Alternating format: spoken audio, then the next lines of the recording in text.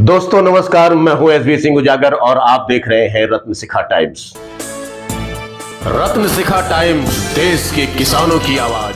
किसान आंदोलन एक बार फिर उठ खड़ा हुआ है। उनकी मांगे भी पिछली मांगों से मिलती जुलती हैं और आंदोलन का तरीका भी पहले जैसा।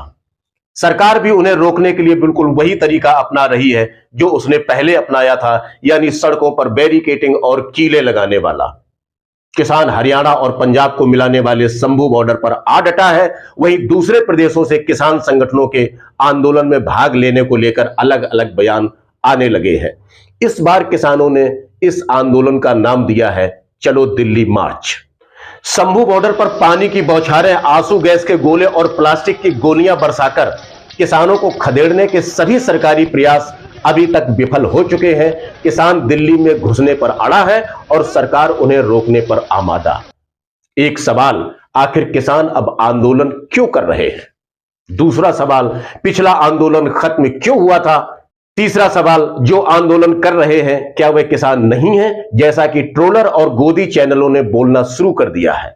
चौथा सवाल कि आखिर किसानों की मांगे क्या है? पांचवा सवाल, आखिर सरकार किसानों की मांगों पर चुप्पी क्यों साध जाती है? छठा सवाल, क्या किसानों का यह आंदोलन वास्तव में मोदी सरकार को बदनाम करने के लिए है? तो आइए इसे समझते हैं। किसान संगठनों की 10 मांगों में जो सबसे पहली और प्रमुख मांग है वह है न्यूनतम समर्थन मूल्य यानी एमएसपी पर गारंटी कानून बनाने की। यह बात किसान क्यों कह रहे हैं, क्यों किसान एमएसपी पर गारंटी मांग रहा है, इसे भी समझने की जरूरत है। सरकार ने न्यूनतम समर्थन मूल्य तो बढ़ा दिया, लेकिन न्यूनतम समर्थन मूल्य पर खरीदारी होती कितनी है? शांता कुमार कमेटी की रिपोर्ट में कहा गया है कि देश का महज 6% किसान ही अपनी फसल एमएसपी दरों पर बेच पा रहा है। यह एकदम सच है। जो भी श्रोता इस वीडियो को देख और सुन रहे हैं वह खुद विचार कर लें कि उनके आसपास के कितने किसान हैं जो अपनी फसल एमएसपी केंद्रों पर बेच पाते हैं। मैं खुद भी एक किसान हूं और हमारा यह चैनल भी किसानों के लिए कार्य कर रहा है। हम रोजाना किसानों से मिलते हैं और यह बात जानने की कोशिश करते हैं कि सरकार सदन के अंदर जो किसानों की फसलों को खरीदने का आंकड़ा प्रस्तुत करती है वह कितना सही है। सरकार बेशक आंकड़ों में दिखाया गया अनाज खरीदती होगी, लेकिन किसानों का 95% से ज्यादा अनाज लोकल व्यापारियों के पास या मंडियों में ही बिकता है, वह भी आड़तियों के खोले गए रेटों पर। यह भी एक सच है। किसान यही तो मांग रहे हैं कि एमएसपी पर गारंटी कानून बना दो, यानी व्यापारी किसान का माल एमएसपी प्राइस से नीचे खरीद ही ना पाए।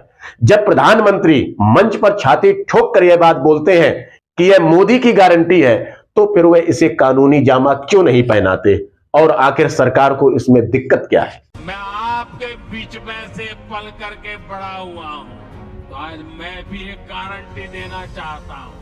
अगर उनकी घोटाले की गारंटी है तो मोदी की भी एक गारंटी है और मेरी गारंटी है हर घोटालेबाज पर कार्रवाई की गारंटी, हर चोर लुटेरे पर कार्रवाई की गारंटी। उद्योगपतियों के लिए सरकार विधेयक पास करके कानून बना सकती है, तो अर्थव्यवस्था में 70% योगदान देने वाले किसान और मजदूर हित वाले कानून बनाने में आपत्ति क्या है? आंदोलनरत किसानों की दूसरी प्रमुख मांग है कि स्वामीनाथन आयोग की सिफारिश को लागू किया जाए।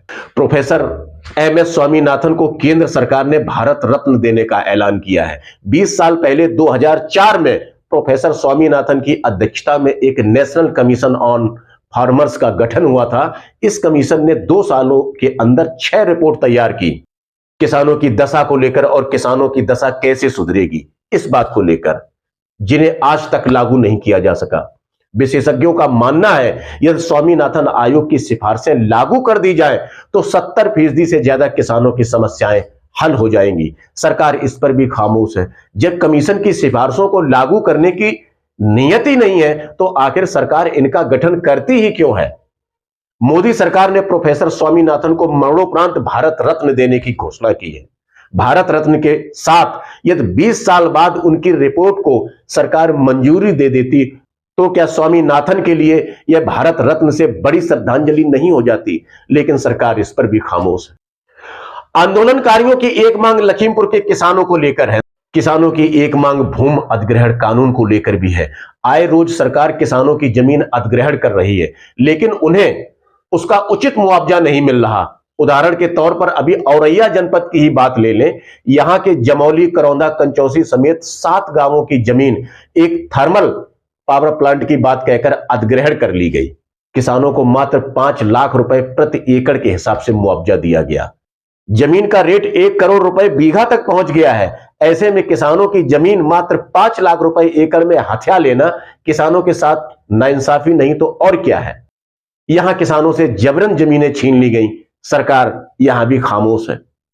किसान चाहता है कि भूमि अधिग्रहण कानून 2013 को स्पष्ट किया जाए ताकि उसकी जमीन उसकी बिना इच्छा न ली जा सके, और यदि सरकार को जमीन लेनी ही है तो उसका उचित मुआवजा किसान को मिले ताकि वह अपने परिवार का पेट पाल सके। यदि किसान ऐसा सोच रहा है तो इसमें आखिर बुराई क्या है, और यदि सरकार किसानों की हितैषी है तो उसे इसको साफ करने में दिक्कत क्या है।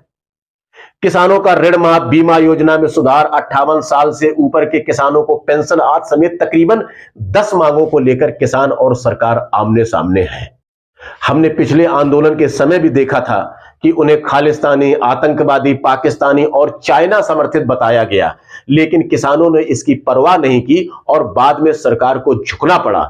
इस बार भी वही नजारा है। हमारे लिए किसान अथवा सरकार किसी के पक्ष में बोलने से पहले मुद्दे को समझ लेना बहुत जरूरी होता है। हमने बहुत संक्षिप्त में किसानों की बात और उनके आंदोलन की बुनियाद को समझाने का प्रयास किया। 2024 का आम चुनाव नजदीक है। किसानों को लगता है कि ऐसे में सरकार उनके दबाव में आकर उनकी मांगों को मान सकती है, जैसा पिछली बार हुआ। एपिसोड रिकॉर्ड किए जाने तक शंभू बॉर्डर पर किसान और सरकार के बीच संघर्ष जारी है। किसान मजदूर संघर्ष कमेटी के नेता सुखविंदर सिंह साबरा ने दावा किया है कि पश्चिमी और पूर्वी भारत से तकरीबन 200 से ज्यादा किसान संगठनों ने दिल्ली कूच का ऐलान कर दिया है। तो यह था अब तक का वह अपडेट। मिलते हैं फिर एक नई जानकारी के साथ। नमस्कार।